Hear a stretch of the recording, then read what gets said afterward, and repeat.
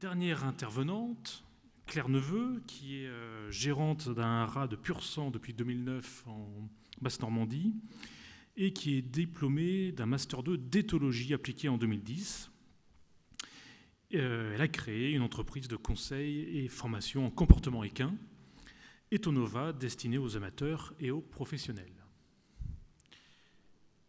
Donc dernière intervention et ensuite on aura une petite demi-heure de débat, de questions-réponses.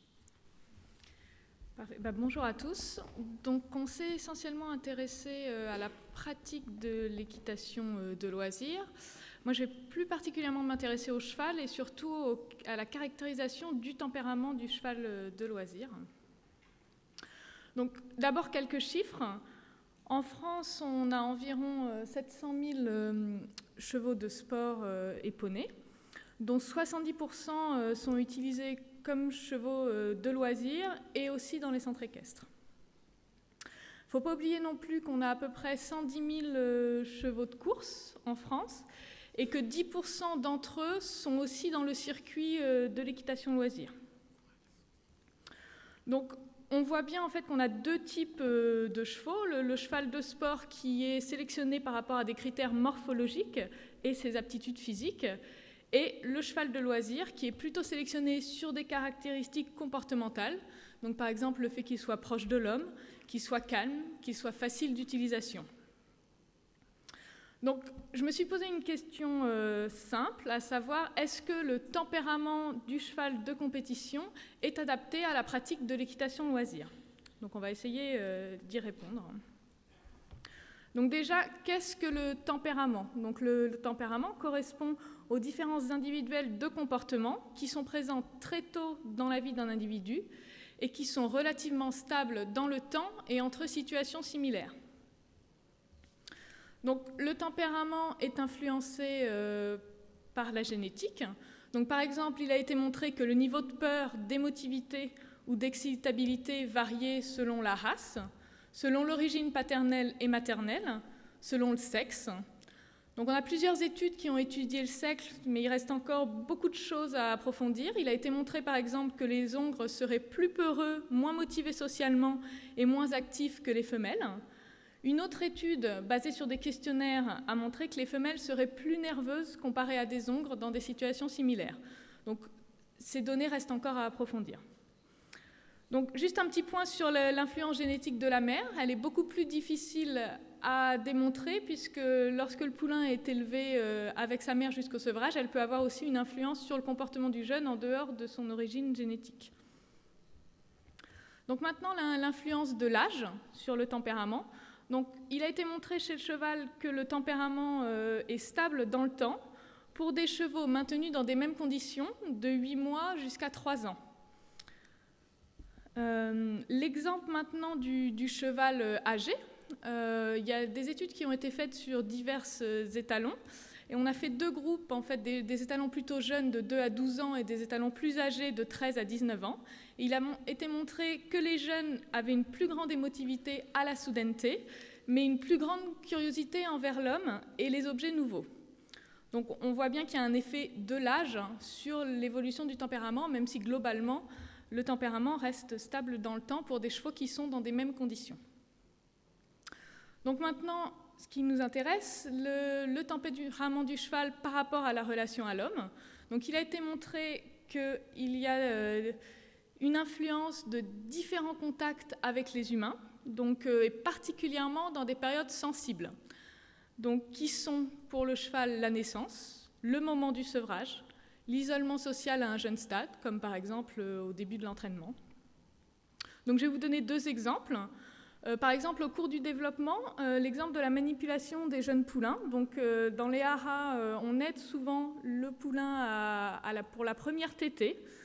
Et il a été montré dans une étude française de 2010 que ces poulains qui ont été aidés pour la première tétée peuvent montrer une méfiance envers l'homme par la suite. Donc, à l'inverse, une étude a montré que lorsque les individus étaient manipulés juste après le sevrage, pendant une dizaine de jours, on observait une facilité de manipulation pendant plusieurs années après. Donc on voit bien qu'il peut y avoir une influence de la relation à l'homme sur le tempérament du cheval. Donc une dernière relation, c'est entre le tempérament et les conditions de vie. Donc, il a été montré que des individus isolés socialement pour une courte durée avaient une baisse d'émotivité et une baisse de motivation sociale. Lorsqu'on a étudié l'enrichissement environnemental, qui est l'ajout de différents stimulés dans l'environnement des chevaux, comme vous voyez par exemple ici un rondin de bois, ces chevaux qui étaient maintenus dans un enrichissement environnemental montraient une baisse d'émotivité, une baisse de la sensibilité tactile et une augmentation de la proximité à l'homme. Et enfin, une dernière étude a montré que des chevaux hébergés au box étaient plus émotifs, avaient une plus grande activité locomotrice lorsqu'ils étaient lâchés libres dans une arène. Donc maintenant, je vais passer en revue différentes méthodes pour mesurer le tempérament.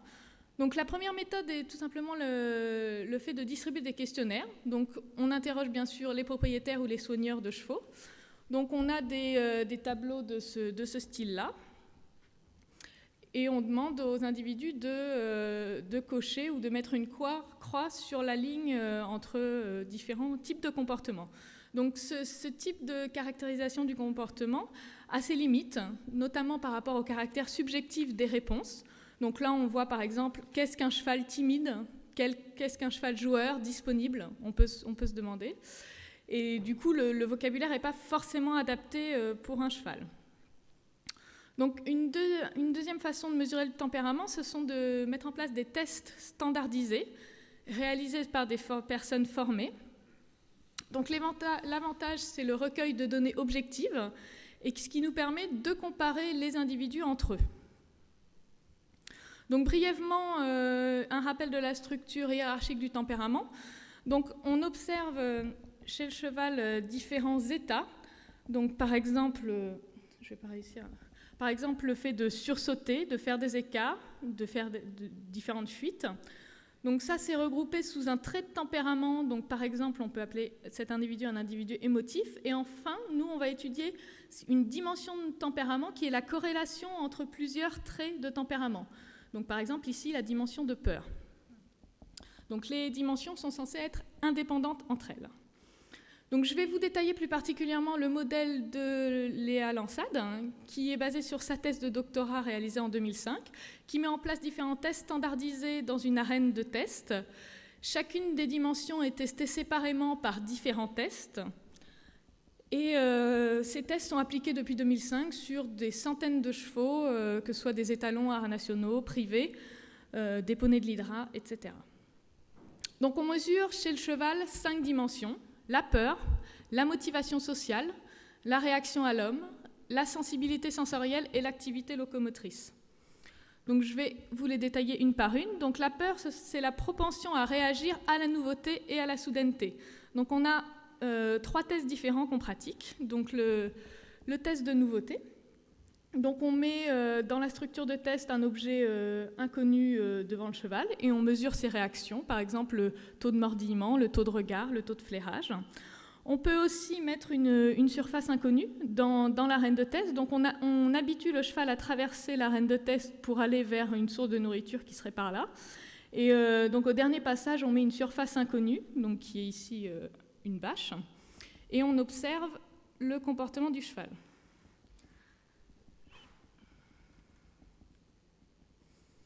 Donc là, on voit que le cheval traverse sans problème. Donc il n'y a aucune réaction de peur face à la surface inconnue. Donc le dernier test est un test de soudaineté. Donc devant le cheval, vous allez voir, on agite un objet inconnu et on mesure en fait sa distance de fuite et sa réaction lors de sa fuite. Voilà. Donc là, il a fait à peu près une distance d'1,50 m, 2 mètres, lorsqu'il a vu l'objet inconnu. Donc ensuite, on a le test de motivation sociale, qui est la propension à réagir à l'isolement social. Donc dans notre arène de test, en fait, pendant tout le long du test, on a un cheval qu'on appelle un cheval public, qui est ici pour rassurer le cheval pendant les tests. Et lors de ce test d'isolement social, on enlève ce cheval pendant 1 minute et demie et on observe les réactions du cheval, donc notamment la fréquence de hennissement. Ensuite, il y a un test de réaction à l'homme, qui est la propension à éviter ou à approcher un humain. Donc encore une fois, on pratique le test de l'homme passif, où un homme entre dans la structure et reste debout pendant 1 minute et demie, et on regarde la fréquence de flairage, de mordillement, etc., pour savoir si le cheval est proche ou non de l'homme. Enfin, le test de sensibilité sensorielle, qui est la propension à réagir à différents stimuli sensoriels. Donc il y a un test de sensibilité au son, et un test de sensibilité tactile, donc qui est réalisé sur le muscle possier des chevaux, qui est à cet endroit-là, et qui a la particularité de vibrer. Donc on utilise des filaments de Von Frey, qui sont des petits stylos comme ça qu'on déplie, et qui ont des filaments plus ou moins fins selon la sensibilité qu'on veut tester, et on observe la réaction du muscle possier du cheval. Enfin, le dernier test est le test d'activité locomotrice, pour savoir si le cheval est très actif ou pas. Donc en fait, on divise notre zone de test en 6 zones, et pendant tous les autres tests précédents dont je vous ai parlé, on regarde si l'animal s'est déplacé dans ces 6 zones et à quelle fréquence. Donc on obtient, grâce à ces tests de tempérament, on obtient des profils de tempérament. Donc je vous ai mis 2 profils très différents qui sont réalisés sur des étalons Connemara de 18 et 19 ans, respectivement. Et donc, on a différents tests qui sont mis en avant. L'activité locomotrice, donc on s'aperçoit que cet étalon poney a une activité locomotrice moyenne, a très peu d'émotivité, que ce soit face à la soudaineté ou à une surface inconnue, qu'il a une réactivité à l'isolement moindre et une sensibilité tactile moindre. En comparaison, on s'aperçoit que ce cheval, le deuxième poney Connemara, a une activité locomotrice assez faible, par contre une forte réactivité, émotivité face à la soudaineté et à la nouveauté, et une forte sensibilité tactile.